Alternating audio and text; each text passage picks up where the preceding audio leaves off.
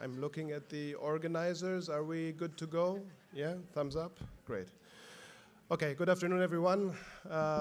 Great to see so many of you here, even though it's been a very long day. But I'm confident that we will reward you with an interesting and hopefully lively session. We have assembled a panel of esteemed colleagues here who are all true experts in their fields, so we look forward to hearing from them, and I'll introduce them as we move along. And I apologize for my voice, but I actually do have a cold. My name is Philip Kalpaxis. I am the procurement lead for the human and social development sector here at ADB. I just want to say a few words just to set the stage before we dive in. So when we talk about human and social development, we're really talking about the things that touch people's lives most directly, right? Health, education, the social systems that help societies thrive. And these are all areas where progress in recent years and also progress in our region in recent years has been, I would say, inspiring, but also where the challenges remain very real, and where ADB is looking and continues to look for fresh ideas, for strong partnerships, and why we value these types of exchanges very much. If we take health, for example, across Asia and the Pacific, life expectancy is longer than ever, and diseases that once claimed millions of lives are now largely under control. But we all know that new problems have been emerging, particularly the rise of non-communicable diseases, diabetes, cancer, heart disease, alongside rapidly aging populations in many of our DMCs. At the same time, the pandemic has reminded us how vulnerable health systems in many of our DMCs remain to infectious disease outbreaks. And many governments are rethinking their supply chains, they're rethinking their infrastructure and preparedness to ensure health security. We're also seeing how closely health is interlinked with climate.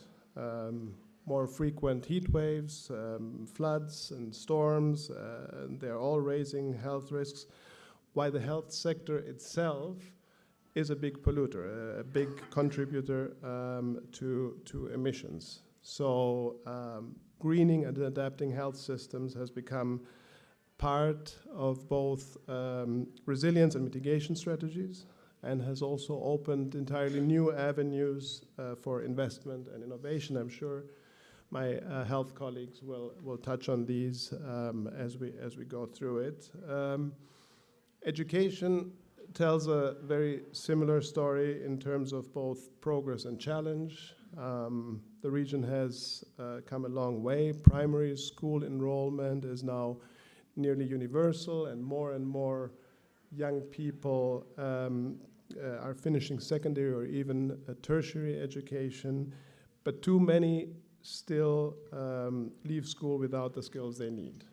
And before the pandemic, just to give an example, more than half of 10-year-olds in South Asia couldn't read a simple text, and of course, with the pandemic and the closure of the schools, these numbers, this figure has pushed even higher. Meanwhile, you all know that employers in many countries are desperate for skilled workers, but graduates often don't match what the job market demands. So this has sparked an interest in new approaches, digital classrooms, personalized learning tools, to stronger links between schools and employers. And again, my colleagues, education experts, will, I'm sure, touch on these new approaches a bit when they present. We're also seeing a shift in the way our DMCs are financing investments in these sectors. Increasingly, they are turning towards results-based lending modalities to drive systemic change or systemic improvement. And as you may know, unlike the traditional investment loans, RBLs rely on country program systems, including those for the procurement of goods and works and services for their implementation. So this underscores a bit the importance of strengthening institutions and ensuring that national and subnational procurement systems can deliver quality results effectively. So with that, whether it's helping people live longer, healthier lives, or equipping young people with the skills they need to, in a rapidly changing economies, the opportunities are enormous. What they have in common is that none of them can be realized by governments or by development banks alone. It does require technology, it requires expertise, it requires new delivery models that many of you in this room bring to the table and which our DMCs can benefit from, and that's why we do want to hear from you. So we hope we can make this an interactive session. But with that, let me move to our sector experts who will walk you through some of the key developments in health, in education, in social protection, and also give you showcase some exciting projects, both current ones as well as prospective ones that we have selected to showcase here. I'll go first to Shamit Chakravarti, who is a director at the Human and Social Development Sector Office at ADB.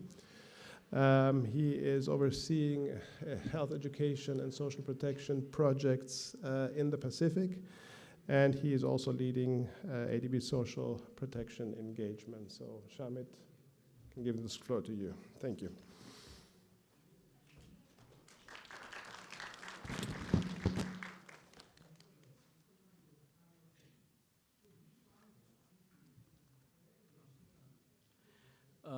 Good afternoon, everyone. Thanks a lot, Philip. You've given a very good overview of what the Human and Social Development Sector Office covers. I mean, I can tell you I'm an old-timer in ADB. This is my 22nd year. And over the years, I can vouch for the fact that governments across regions are now increasingly looking at ADB for support in education, TVET, early childhood, basic education, health system strengthening, expansion of the universal health system, social protection. It could be conditional cash transfer, it could be food vouchers. So this entire spectrum, as countries, are grappling with the challenges posed by aging, posed by climate change, posed by joblessness due to automation. More and more of our developing member countries are actually demanding more support in the HSD sector. Yes, roads are important, water, urban. I'm not trying to, belittle the contribution of other sector offices, but this is a fact that the HSD sector is really growing in volume and in terms of challenge. Here, just to help all of you navigate, how our sector office is organized, we have Ayako Inagaki, who is our senior sector director, and then she has 6 directors under her. We have directors who are focusing on the regional HSD operations. So here you have Sophia Shakil, my colleague, who's looking after Central West Asia and East Asia, that's China and Mongolia. Then you have Jisun Song, who's looking after operations in South Asia, Karen Shelzik, Southeast Asia. Then we have 3 thematic thematic directors. Eduardo Banzon on the extreme right, he's looking after health. Then Shanti Jagannathan, my colleague, who's looking after education. And I am there, I'm kind of wearing 2 hats. I am the director for HSD operations in the Pacific, but also looking after the social protection thematic work. So very briefly, Philip has already covered these areas. Now, once upon a time, maybe in 2010, 2011, governments were just looking at, all right, come please improve our health infrastructure, or come please improve our schools, or build TVET facilities, and update our course curriculum and so on.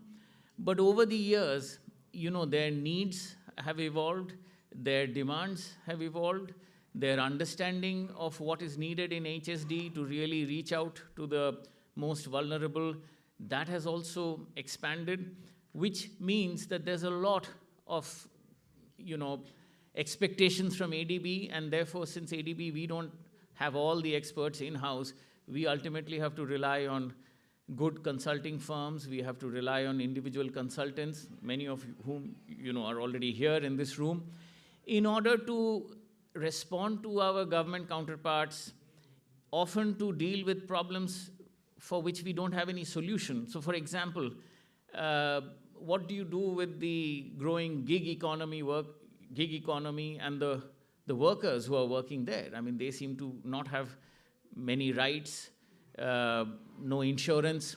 Now, there is no blueprint. Now, when ADB is called upon to do this, whether by, let us say, a country like India or a country like Indonesia, we really need to look around and find good experience from around the world and then adapt it to that particular environment.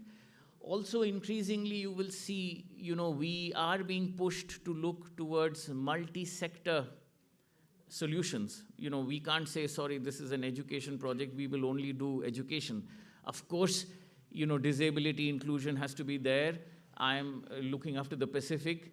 I've visited a few countries. I can tell you that disaster and climate is really, really dangerous. The ocean might be just in the next room there. I mean, and we have to rebuild old, dilapidated hospitals. We have to upgrade schools which are not really fit. So we have to do all that while, the climate and the disaster challenges are there.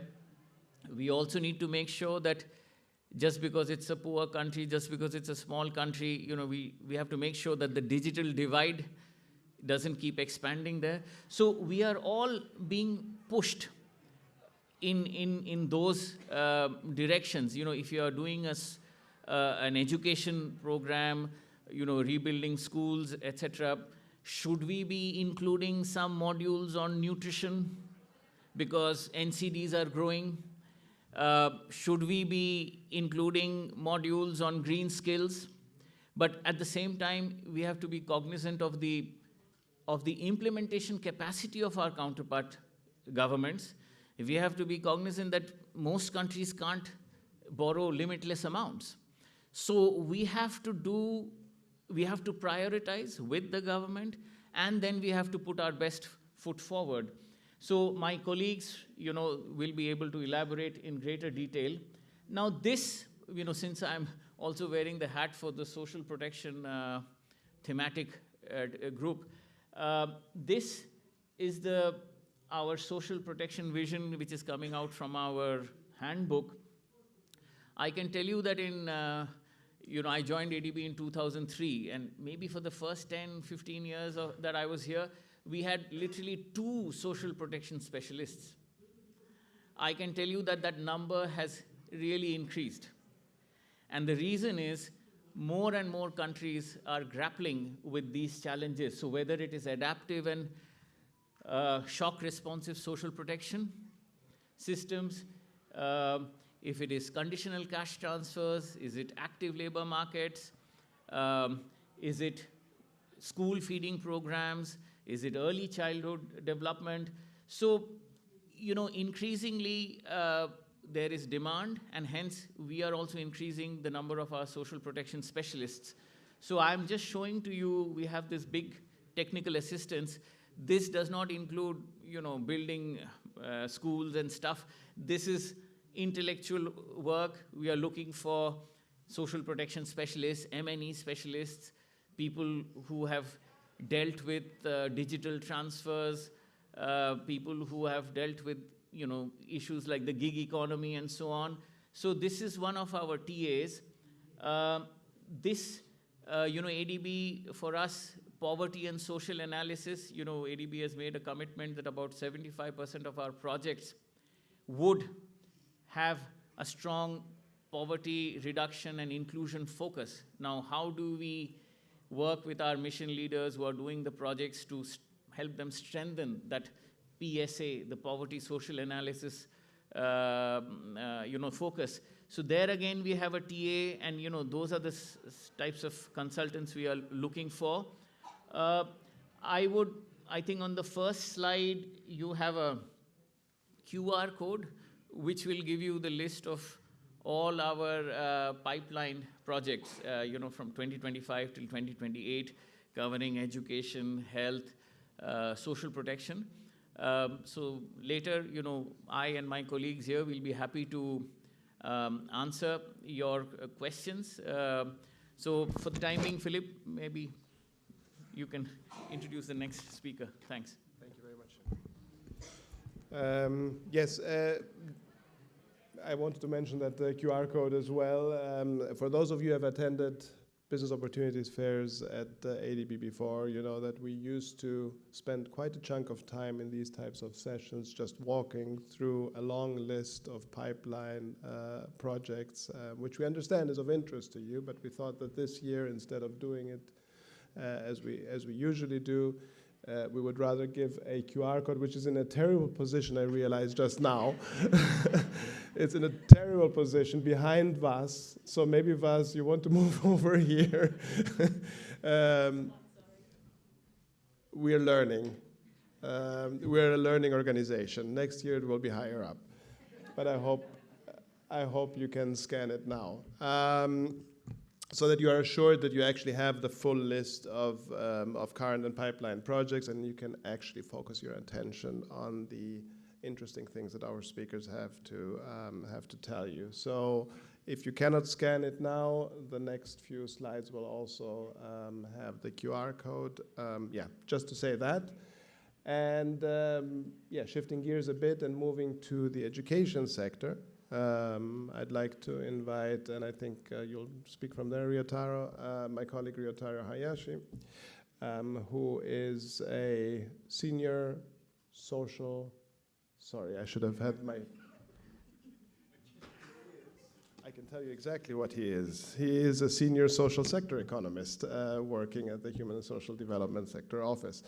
Ryotaro, over to you. Yeah, thank you very much, Philip.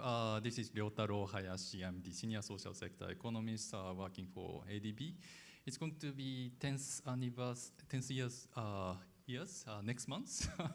So I cannot reach out to reach the level of Shamit, but I spent quite some time in ADB working exclusively for the education sector for the last almost 10 years now.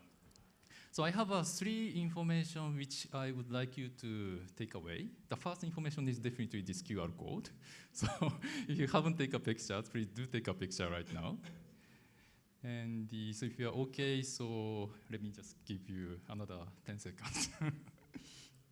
Okay, so that's the first information I would like to take away. And then second information is, let's start from the right-hand side. So ADB has an independent evaluation department. And this March, they published this report. So this is a kind of findings of the ADB-funded education sector project between 2011 and 2023. So if you wanted to know about the current status of ADB education sector project, I think this report will give you a fairly good pictures. And there is a QR code on the right upper side of this slide. And it will take you to the URL, ADB website for this report. And as a kind of operational department, we are not agreeing entirely to this evaluation department because this is prepared by the independent evaluation department. But still, at least the fact, number of projects in which regions, etc., is really true. And our operation department also, checked again and again. So this includes like a true information about what the education sector looks like. So if you are interested in education sector project, please do take a look. And if you wanted to know more about our education sector operations, we are actually organizing our flagship education sector event on this year, December 3, 4, 5, in this ADB headquarters in Manila. So this is ADB flagship event once in 2 years. I think 2 years ago we organized similar event, and this time we will be organizing this one in ADB headquarters, and our team will be quite busy preparing for that. And I think some of you wanted to meet our education sector staff in charge of specific countries, and perhaps some of you may not be able to meet because some of our staff are currently on missions, taking leave, etc. But for this education, skills forum, all our staff, at least education sector staff, will be coming from almost all the resident missions. And so this is an opportunity for you to meet all the education sector staff. And we are also inviting our project counterpart, typically project director, in ADB funded project. So our project counterpart decision maker will be coming, ADB staff will be there, and we will invite many international speakers on various topics. So I think this business opportunity fair is definitely an important event. But if you really know more about the education trend, priorities, etc., this 11th ADB International Education and Skills Forum will be the way to go. So again, there's a QR code on the upper left corner of this slide. And there is a registration link, which is still open. We also invited the proposal from the external parties, which was actually, deadline was until yesterday. So there is no new proposal submission accepted, but still registration is very much open. So if you are interested in this, ADB sector operations, wanted to know more about our staff and our government counterpart, please do sign up for this. So those are the three information. Again, to summarize, pipeline and this, IED, Independent Evaluation Department report, and the third one is Skills Forum. So those are the key information I want you to take away.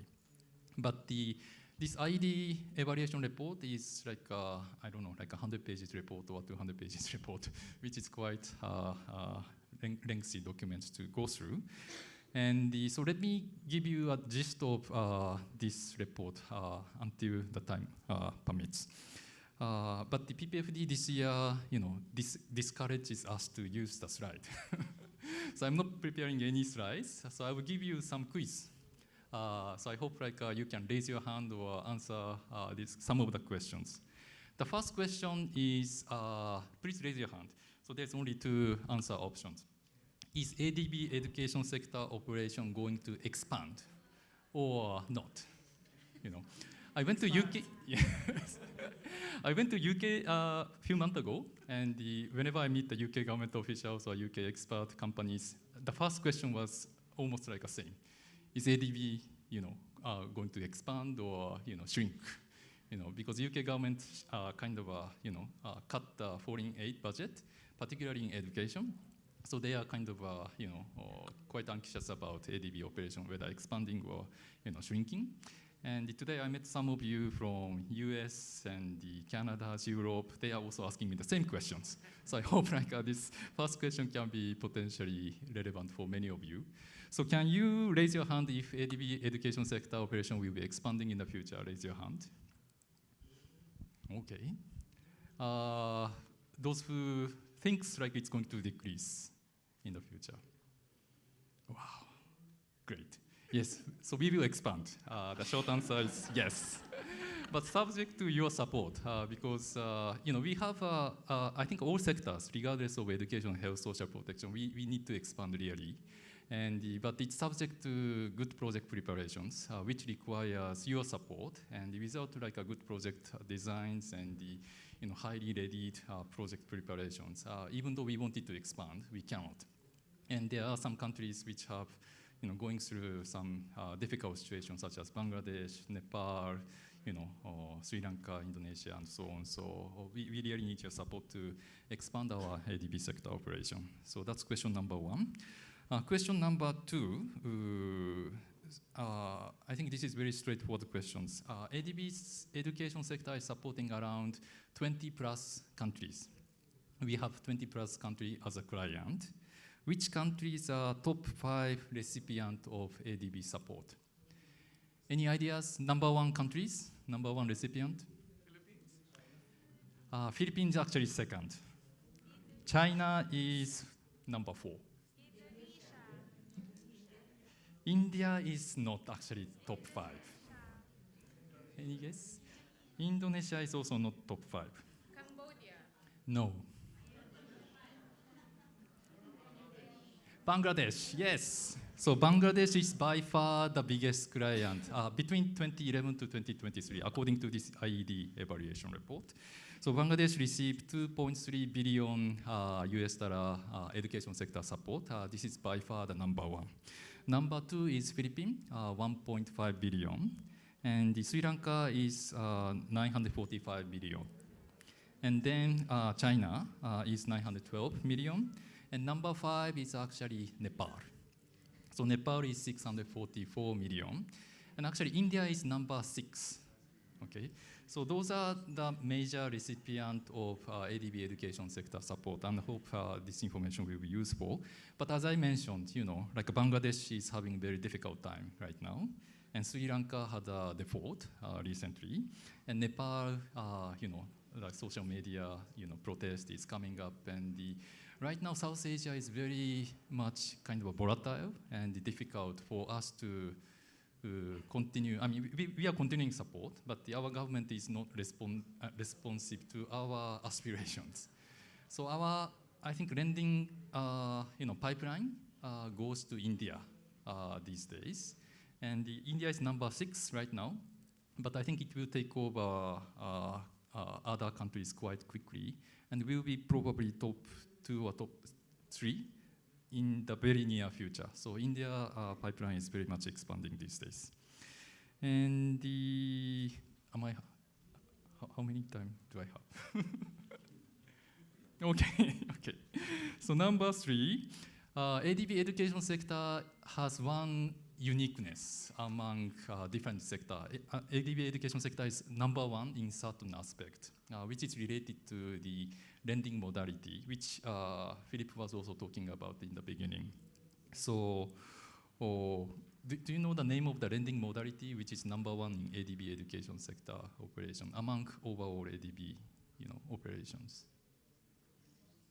Okay, so the option is investment lending. This is a bread and butter of ADB lending support. The second one can be policy-based lending. The third one is sector development program. The fourth one is results-based lending. So those are some of the key lending modality which ADB is using to support countries. Which lending modality is the frequent largest user of ADB sector, education sector operation? Do you have any thoughts? Yes, RBL. Yes. So RBL is the most recent lending modality which was introduced in ADB operations. And the education sector is the first one using RBL, result-based lending, which is similar to the P4R in World Bank, program for results. And so ADB education sector is shifting from investment lending, project loan, to result-based lending, which actually affect a lot in terms of business opportunities. Because result-based lending is like, we have, let's say, 10 indicators, and each indicator has a price tag. Indicator 1 has a 5 million US dollars. Indicator 2 has a 10 million US dollars price tag. And if the government achieves the results, then ADB will disburse. But this is kind of a budget support. So ADB money goes to directly the national treasury account, and it will not necessarily be used for education sector consulting firm recruitment or equipment procurement or civil work, etc. So this like a shift of the lending modality is actually affecting a lot in terms of business opportunities.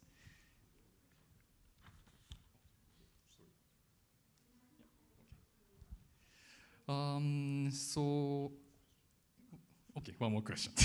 Okay. So I have 3 more questions, but I will select one. I was actually looking at all the ADB consulting service opportunities for the last several months in ADB. And so the largest consulting service opportunity was 4.7 million US dollars.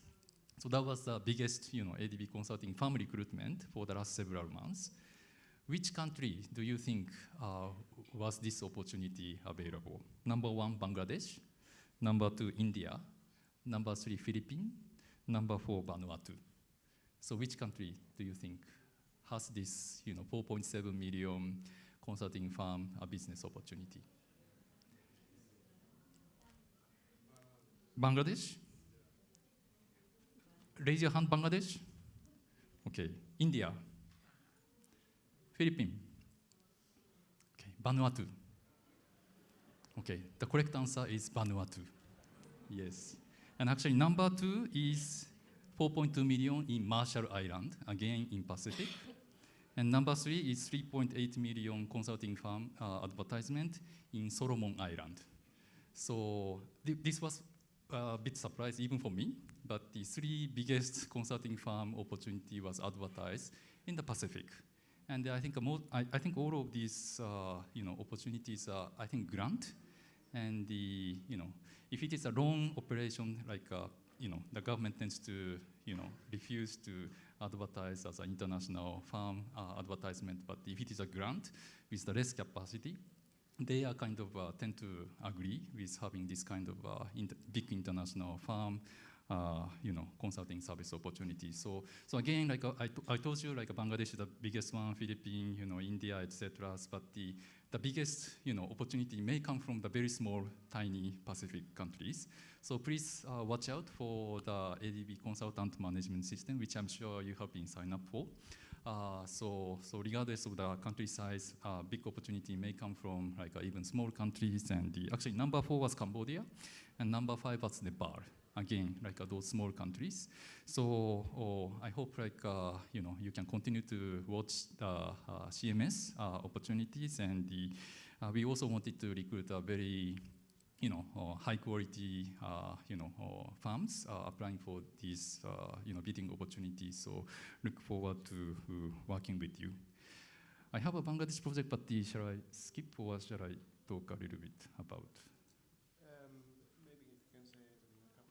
Okay.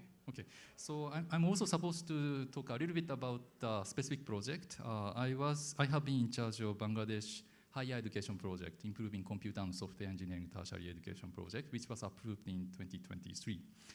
This project had a lot of difficult time because of the political regime change and so on. But the higher education project tends to be investment, like a project loan.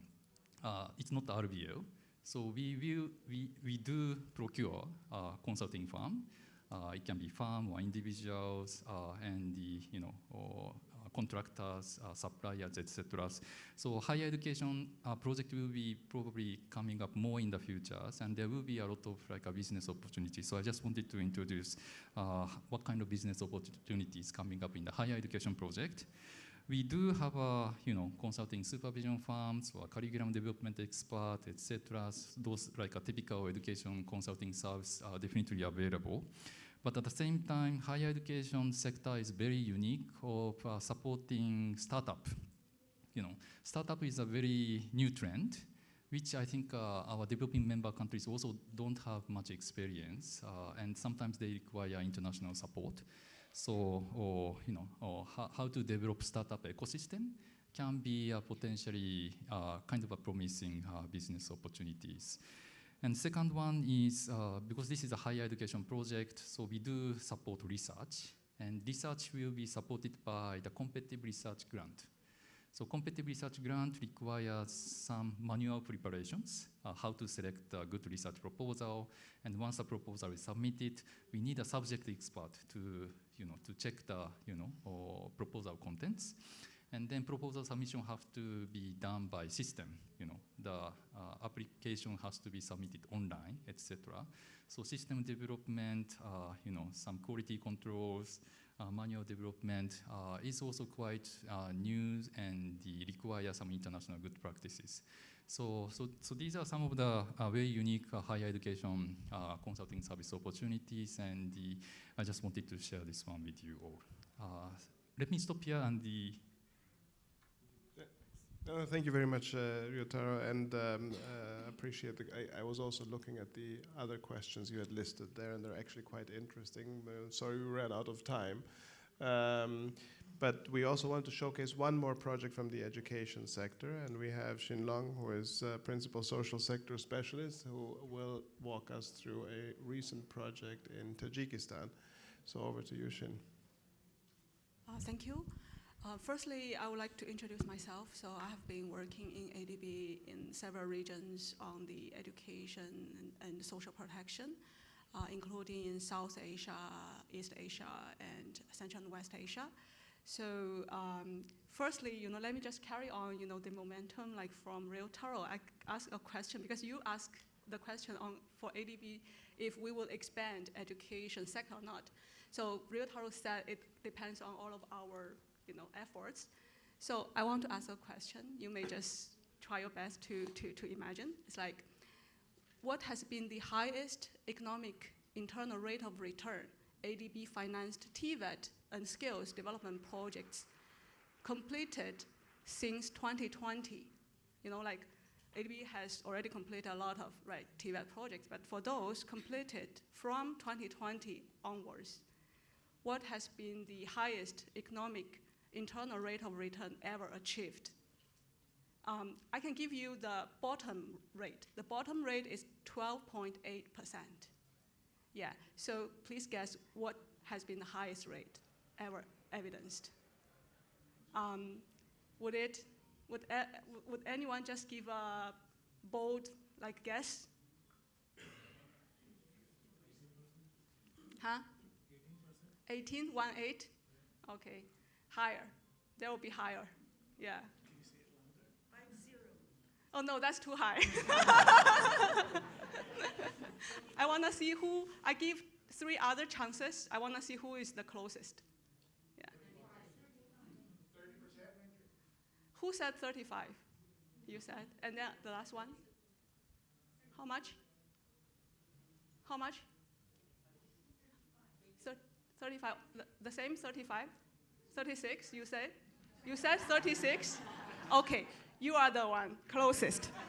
That is the 36.25%. And I would ask you for applause for this gentleman. That is the India's Kerala Additional Skill Acquisition Program in Post-Basic Education, completed by 2020. So, yeah. So Ms. Shamit was at that time the project officer. Yeah.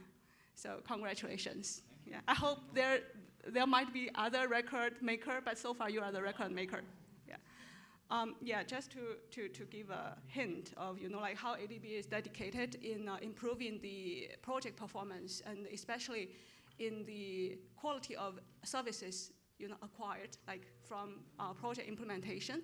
Not only project, of course, project preparation at the TA stage is also a forefront factor contributing to the success, including those acquired during implementation. So why I pick this project? Firstly, of course, it's not a super big project, and I just want to show 3 factors why I chose this project to present. First is that Shamit shared the trend of the ADB's each sector's focus. So in education sector, of course, we finance from grade K, right? To grade 12 and to TVET to university. So in the secondary education subsector, we take a big focus on STEM education. Yeah. So you will see in the pipeline in 2025, there will be 2 quite big STEM education project, secondary education to be approved. One in Uzbekistan, that is an investment project, and another in Pakistan, that is a result-based lending. So you might be interested in looking at that. So this one was approved by end of 2023 and effective from quarter 2 2024. And I want to show you, those are the components there. And you can see ADB's usual focus in STEM secondary education is, of course, on quality. Those are especially to update the curricular and teacher learning material, like using even advanced technology, as well as there is a need to incorporate like a climate change awareness and adaptation capacity. So how at the basic education, students could start acquiring those skills. And of course, like very often at countries like girls, they might not yet be oriented that fairly, like to non-traditional profession in future. So how girls could be encouraged, like at the secondary education stage, to pick that up. So I can show that, right now the progress of procurement has been quite fast, but there are still, like some key packages of services, goods, works there. And, this, I can also highlight some of them really, are something we try to do differently from before. For example, the first one is the, usually before in the secondary education projects, we may only target at in-service teacher training, in-service teacher professional development. But then we really see there is a need like to also touch on the pre-service teacher candidates development and education. So in this project, there was one component on that. So we hope to get good consulting service on the development and piloting the updated pre-service STEM courses, for pedagogy university and pedagogy college students, on the STEM aspects. Second, school information system, of course, in many other countries, the education management information system has already been very well developed. But in Central Asian countries and other countries, like there are still need, in some countries, like to have single ID number, like for students, and to track, their individual performance and individual records, of school attendance, dropout, or whatever, So this we are supporting. On the digitalization, I think there might be, like also some good applications that can be put there so that to enable the management, country management of the education, like to analyze the data from the system. So I hope there will be smart, technology there as well. Okay, the others I will not talk too much. I will just wish you good luck in this business opportunity. Thank you. Thank you very much. So last but not least, we do want to turn our attention a bit to the health sector. And for that, we have my colleague Vasuntara Yengprungsawan. She is a senior universal health coverage specialist in the health practice team, to provide us a bit of an overview of the health sector. Over to you, Vas.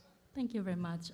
Good afternoon, everyone. My name is Vasuntara. I'm representing the health practice team, and that's our director, Eduardo Banzon, as we had on earlier slide. We are competitive, so we're also going to do the quiz, but with a little bit of graph. So I spent 17 years in economic before crossover, so I do need to sneak in another additional slide to see whether we can do this. So that's number one. Number two, also, we do have a prize, because we want to make sure we incentivize participants. And if anyone have been to our HSD booth this morning, we do hand out the smartwatch, but that's by luck. But here you can actually see if you can get it just by guessing. But we're going to make it a bit harder. We're not going to guess what's the number one. We want to guess number one and number two. So in the first one, we want to see which part of Asia and the Pacific does ADB have the largest health operations. And this is going to be by regions, the one that Shamit has mentioned before: South Asia, Southeast Asia, Pacific, Central West Asia. But you have to be able to guess number one and number two correctly. Ready, set, go. Anyone would like to first start? South Asia and? Going once? Southeast and? Next? Next? No? No? Okay, just one, sorry. Please. East Asia and? No. No? Two more. Otherwise, I'm going to go above 10 and my statistics won't work well.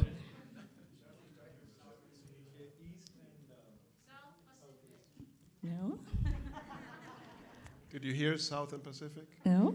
It's still not? No? Last lucky one, and then we can go to, please. South and? East. South and southeast? South and East? No. Last one is on the other hand at the back. And I need 1 and 2.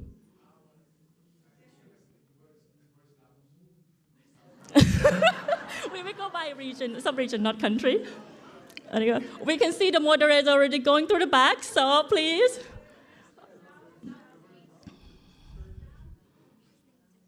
Anyone?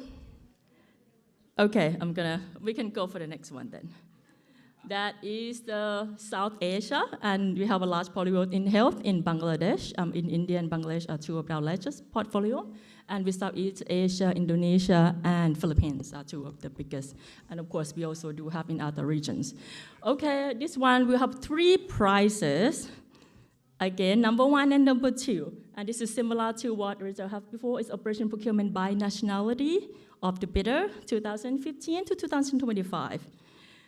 First go, number 1 and number 2.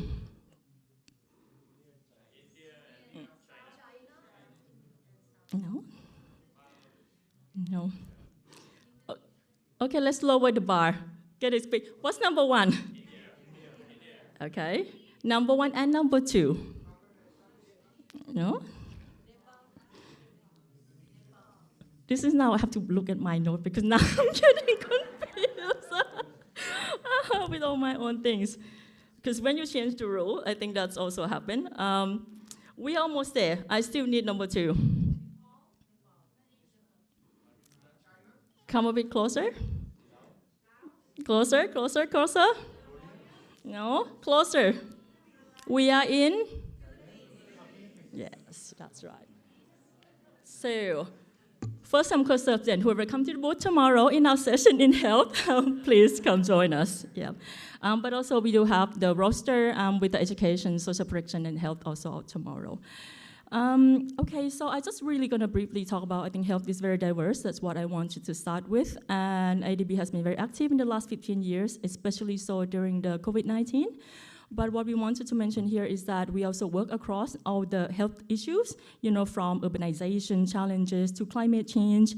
There's also the rise of demographic trends in aging population, especially so in Asia and the Pacific. We also work to strengthen decentralization and also regional cooperations, and this is going from Greater Mekong sub-regions all the way to in the South Asia and also with the Central West Asia as well. And one other issue we also mentioned that health is very cross-sectoral. So we also work in terms of digitalization, and in particular in strengthening the health workforce. And that's not only medical professionals or specialists, but also strengthen primary health care. But our work stream divided into 3 main areas. Our really core foundation, which ADB has been working for quite some time, has always been strengthening health systems and primary health care, and this is really to achieve universal health coverage for all. The work has been divided from service delivery, financing, and also improved health information system. And this is for many of the countries across all the regions. Also, as I noticed, one of the emerging challenges with the aging and non-communicable diseases are something that we are quite tackle both from a technical assistance perspective, but also with the loan as well. Climate change in the last 3 years since COP, we have been really working to expand our operations, and that's from heat and health, also decarbonization, and also air pollution as well. So the climate change for us, actually anything that impact health and not just confined to certain exposure. Lastly, kind of pandemic preparedness and response, and this is, as I mentioned, that in the last couple of years, ADB has been able to mobilize quite quickly with a partner organization to actually be able to support the developing member countries with the vaccine.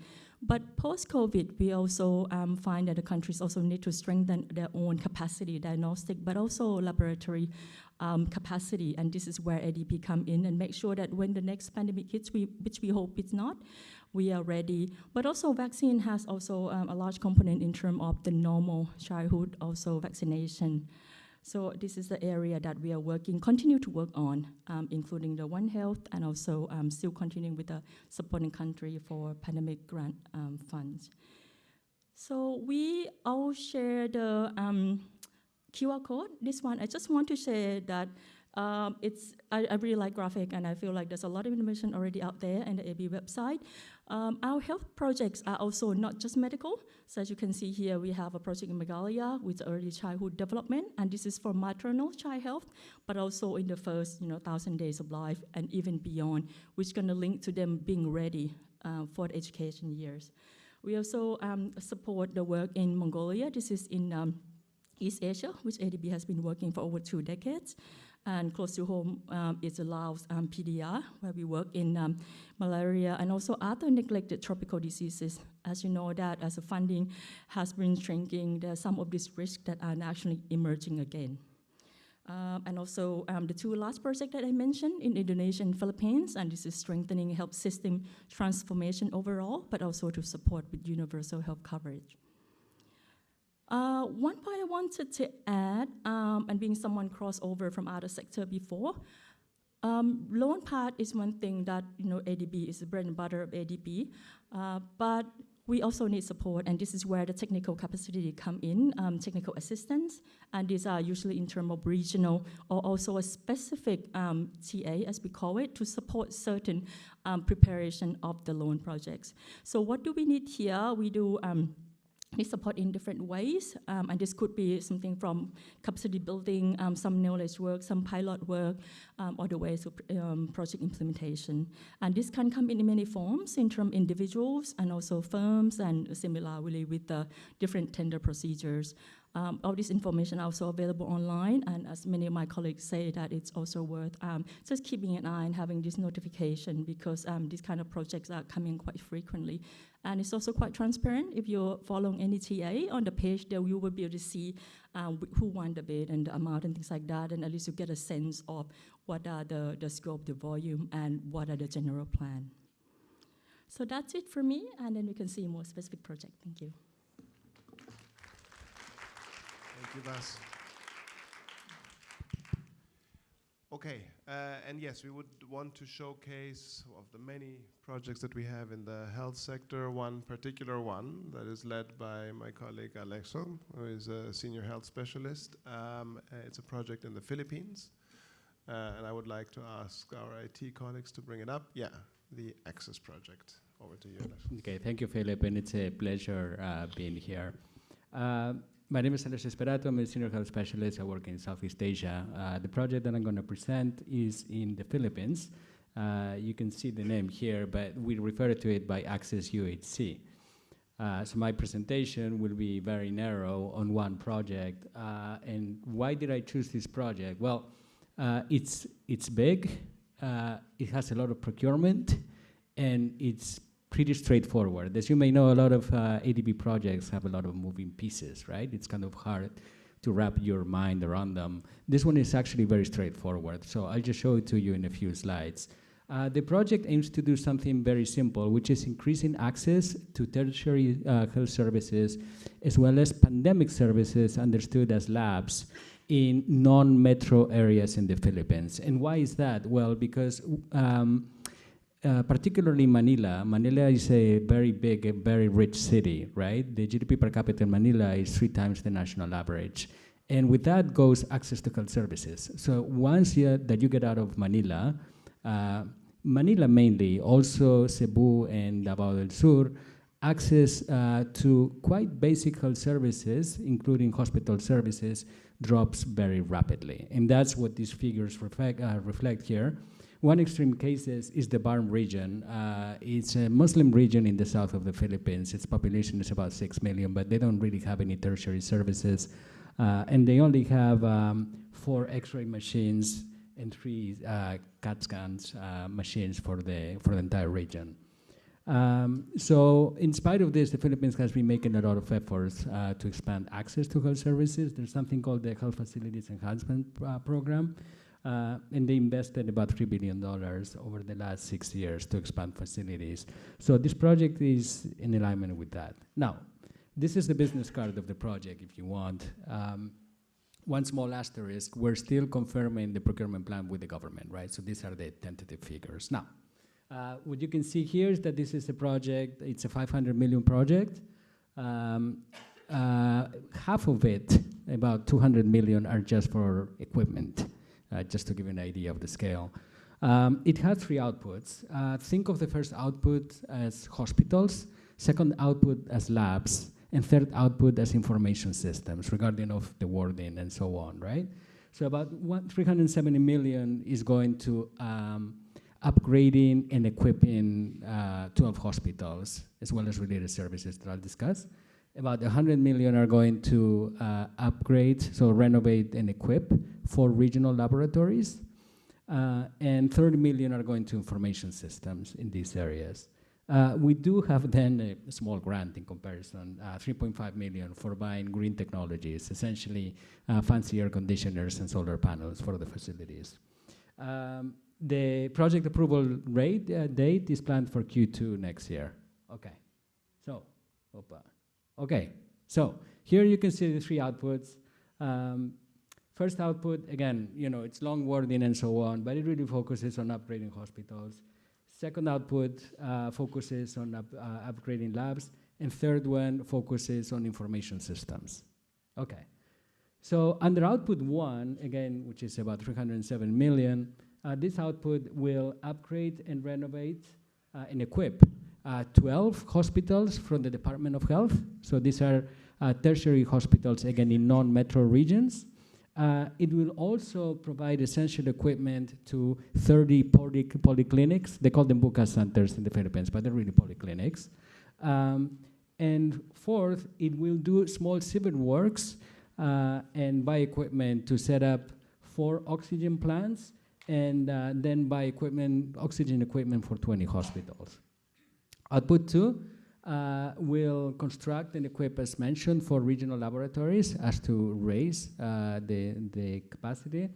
It will also upgrade and equip 4 buildings of the Food and Drug Administration of the Philippines. This is actually quite an important issue. There's quite a few issues around quality of medicines in the Philippines, so this should really help on that front.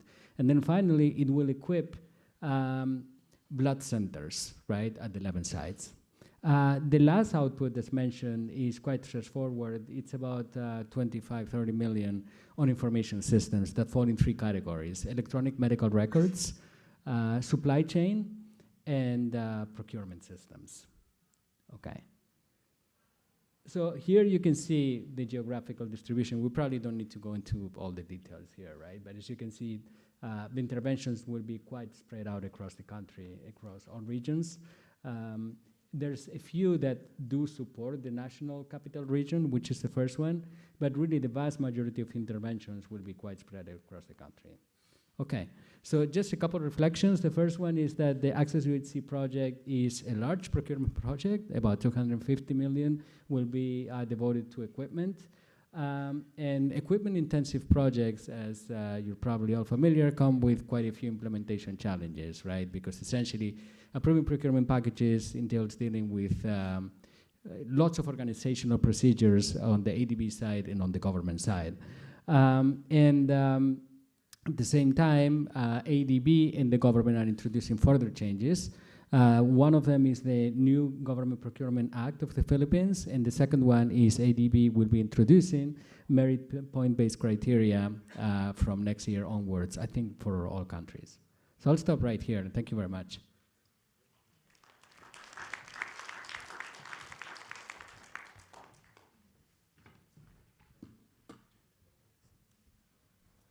Thank you, Lesho.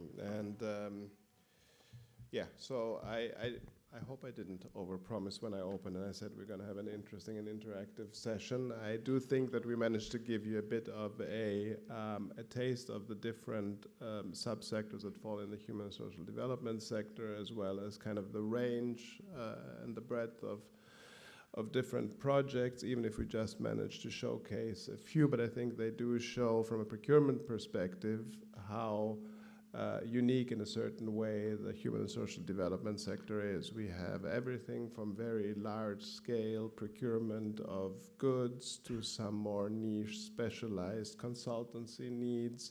When it comes to civil works packages, they might not be the largest civil works packages that ADB finances, but they're certainly from a technical complexity perspective. Building a specialty center is different from building a road. So I think, from a complexity perspective, they're certainly, to a certain extent, unique in ADB's portfolio. So quite a wide range from a procurement perspective.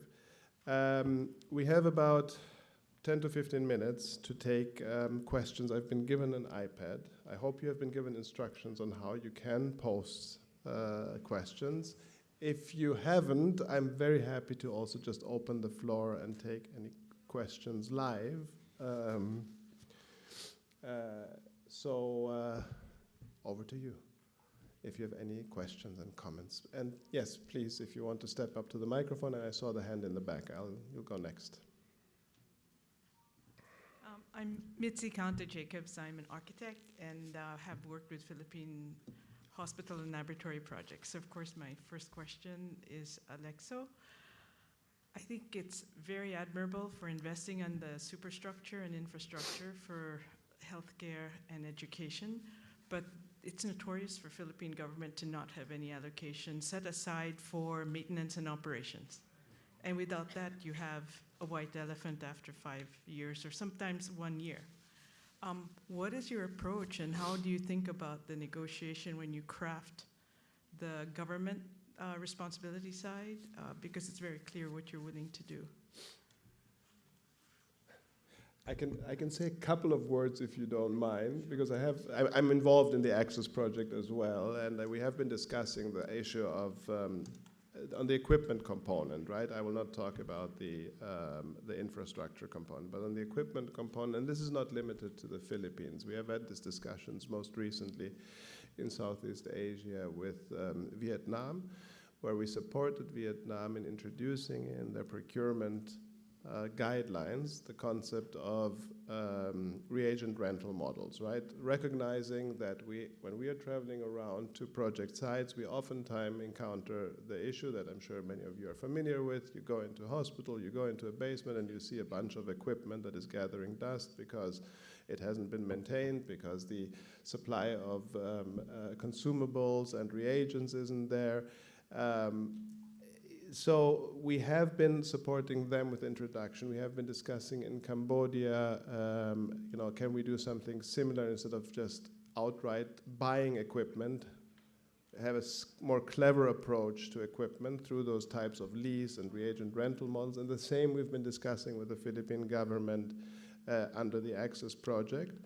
To move away from, it cannot be for all the equipment, that needs to be clear, right? But there is a certain sweet spot when it comes to diagnostics equipment, when it comes to some imaging equipment, where we can move away from this old antiquated model of just buying stuff to just a longer term supply agreement where the equipment is not at the core anymore, but the sustained supply of reagents, consumables, and so on is actually the actual contract rather than the buying the equipment. On the infrastructure, I don't know if there's anything. Yes, on the infrastructure. Okay. On the infrastructure, there is no magic trick, right? We do try to discuss with government and to ensure. We just approved the project in the LPDR, right? And we're going to be working with the provincial health offices to ensure that they allocate enough money to operations and maintenance. But if there is one area where it's easy to cut costs, it's precisely that. And this is a chronic challenge across countries. One thing that we did in the LPDR, again, I also work in the LPDR, is a TA focusing on medical equipment management, right? And that's to work and to train government technicians on equipment management. We found very, very often in many facilities, there was a study that about a third of the autoclaves were not working. No, 2/3 of the autoclaves were non-functional in the country, right? And it was often due to very small issues.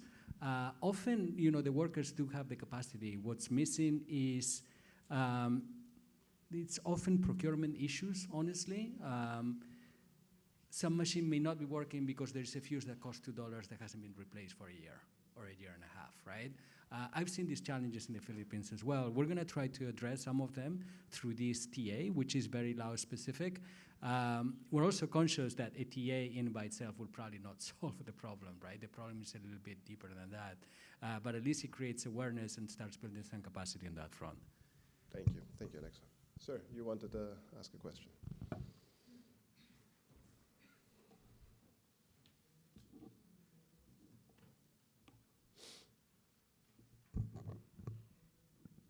It's okay.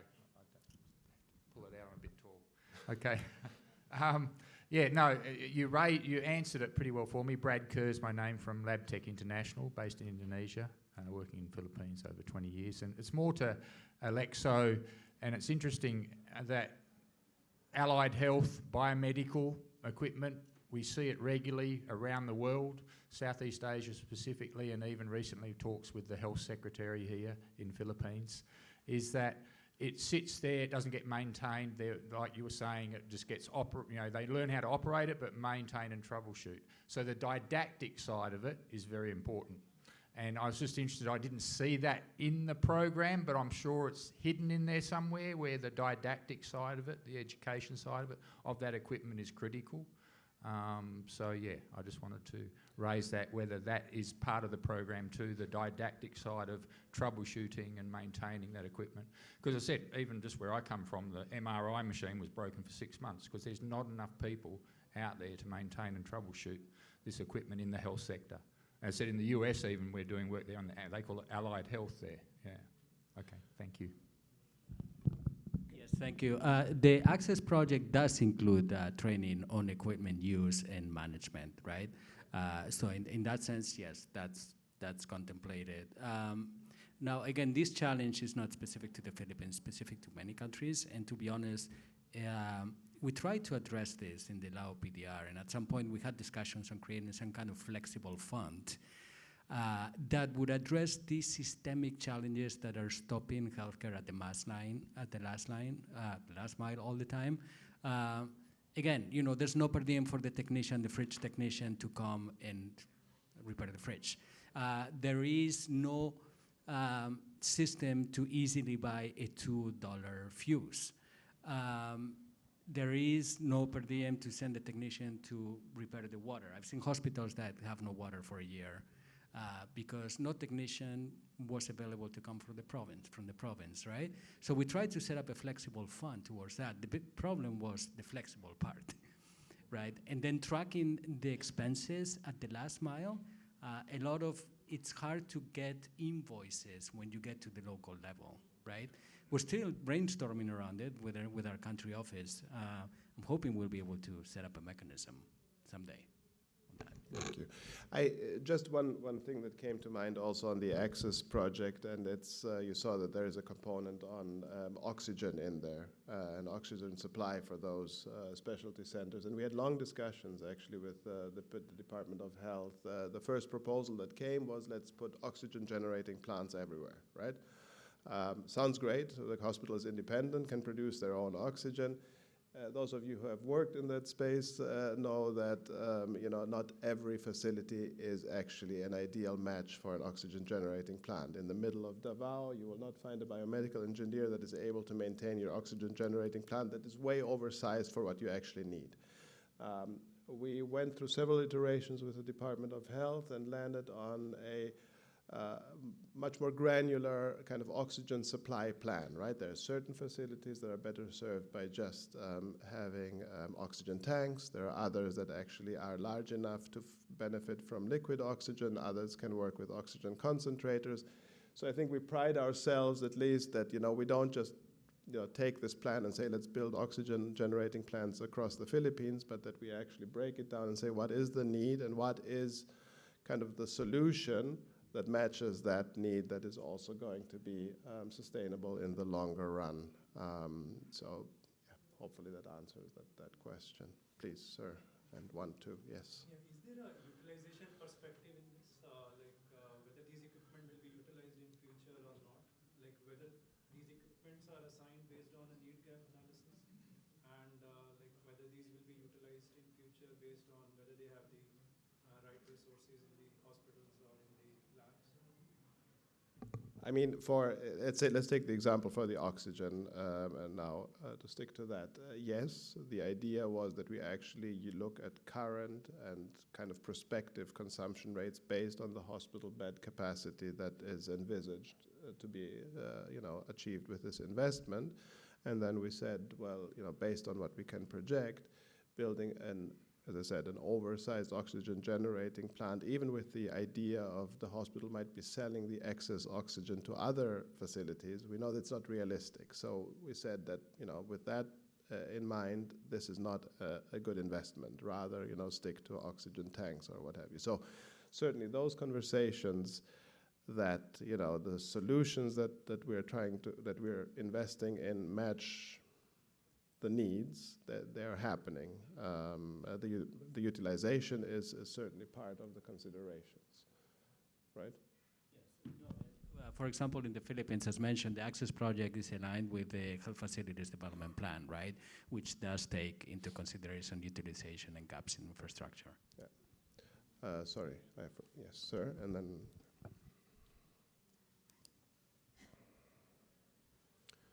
Thank you for presenting. It was really engaging. I wonder about the prize though, because nobody gets to watch. Question for maybe Ms. Vasuntara or Singlong. The philanthropy sector in the last year, especially last 6 months, has really put Asia Pacific on the map in terms of how they're trying to address some of the lack in funding in terms of the health sector, probably education too. I work in health. So as the bank, I understand your pipeline, you're talking about loan and also TA and knowledge products, but has there been any discussion within the sectoral teams within ADB about how your funding can ignite, the different private sector or foundational funding in the health sector or education sector come together in a more, scale-up form? And can we be privy to some of those discussions, or are you looking to develop some knowledge products that will help move that agenda forward? Thank you. Thank you.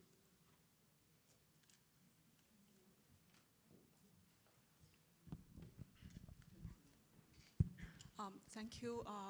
So I understand your question is mostly from how to mobilize, as big as possible the resources in this dedicated to the social sector, no matter it's from the aid side, public sector side, or private sector side. So I would like to share 2 things. One is that in the ADB, our pillar on human capital development has been all incorporated, in the country partnership strategies. So it would be, very rare or not possible that a country's partnership strategy would not include, human capital development. It might be under a different name, like, for example, inclusiveness, quality, of services, this kind of thing. But these are all there. So at least from ADB's institutional aspect, there is no something right now we are hearing that it will be trimmed, on the support for the human sector, social sector. This is first. Second is we encourage the cross-cutting and cross-sectoral approach. We call one ADB approach. Even within the the social development sector, we have projects that are, collaborating together with education side, health side, and social protection side. For example, we have an ongoing, but that one is a result-based lending for Pakistan. That is an integrated social protection development project. In that project, like of course, like we mobilized, like co-financier, like from Qatar, like we mobilized like NGOs, like who are service providers, and even like there are even like a parallel, since it's a RBL, so it even encourages other supporters like who are parallelly supporting the executing agency, but from the results it contributes, so it contributes to the executing agency's overall program. That ADB's financed result-based lending is also part of that. So we can say, some financing modalities of ADB's operations would also, automatically, or not automatically, but intrinsically be able, like, to crowd in, supports and resources from different angles. And then the third aspect is we have public and private partnership projects, as well as pure private sector operations. I think today we don't have the chance like to include them in this session, but there are this. So for example, even in this public-private partnership aspect, we have now been trying in Kazakhstan the support for universities to improve their learning facilities, like for students, including the dormitories and all this. I think this will directly contribute to encouraging private sector, to contribute directly. So I stop here. Yeah. I only add one point, if that's okay. Sure. I think one of the interesting trajectories also is that in some of the joint investment platform or impact investment platform, it really depends on organization. So I think that's one thing just to note. But doesn't mean we're not exploring. So one opportunity now is a number of philanthropic organizations that are looking into parallel funding with ADB for a certain project or certain countries. So I think that's also one of the ways that we are exploring to find that joint possibility. Thank you. And we have one final question, because I don't want to keep everyone from the cocktails that are being served and probably the food that is being eaten away from you. So please, sir, go ahead. Hello, good afternoon. Thank you very much for the educational session for the panelists. I'm Yoshi. I'm from Hymix Corporation. We've been supplying machines like MRI, CTs in the Philippines. So it's a question directed for Mr. Alexo for the Access program. So, of course, the Philippine government has made quite big strides on making the procurement process quite transparent, but and fair. But of course, we can't ignore that there's still some elements of some moral hazard. So, the ADB has been emphasizing about the MCS, merit-based, procurement process. What's the role for ADB to be able to ensure that, of course, HFEP would be under the DOH for procurement. So, how does ensure that, the loan, that it follows due process so that, interested vendors would really be evaluated on the basis of MCS, for instance? I can respond to that maybe. So that is the Access project is an investment loan, right? An investment loan that will follow ADB's procurement policy, and as is allowed by Filipino legislation, for a project that is funded by a development bank, that procurement policy of the development bank supersedes whatever national legislation there is for procurement, which means that it will follow the due process that we have for all our projects across Asia and the Pacific, which means that ADB will be reviewing the bidding documents that the DOH will prepare, will be reviewing the bid evaluation reports that will be submitted as and when the evaluation is done, and they will be submitting the final contracts to be signed with the contractors. There will be, at certain points during the procurement cycle, checks and balances where ADB will be able to intervene if there is any indication that something isn't following due process. So it will be following entirely ADB's procurement policy, not the Government Procurement Act that we showed earlier. Thank you very much. I hope that provides some assurance. It's very sure. May I make a very quick follow-up question? Sure. We talked about the PPP as a viable business model for medical equipments for the longevity. We see it very viable as well in medical imaging systems. But may I know what's the role of ADB for these particular mechanism for modality for, let's say, procurement? Is ADB going to be a proponent for the PPP, or is this something that the interested party would have to propose to the DOH, for instance?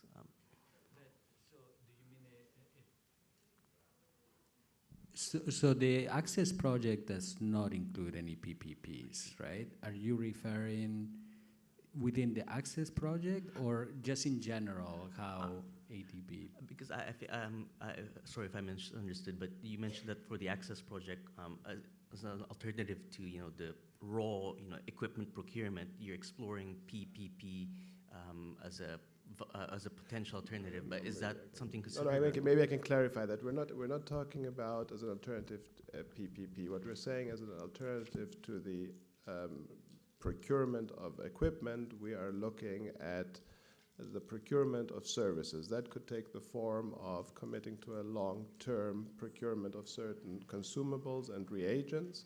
We see that in the private sector, right? Many hospitals don't own the equipment that is established in their labs. They have long-term contracts with certain suppliers for the supply of the reagents and consumables, and the supplier offers the machine that is actually sitting in the lab either free of charge or there's a nominal fee. We're not talking about PPPs. PPPs would be something that the DOH might want to engage for a particular project with a private sector company. The only thing that ADB, and none of us is part of that department, the only thing that ADB does, it offers services in helping to structure these types of PPPs, but they don't fall under this particular project. I see.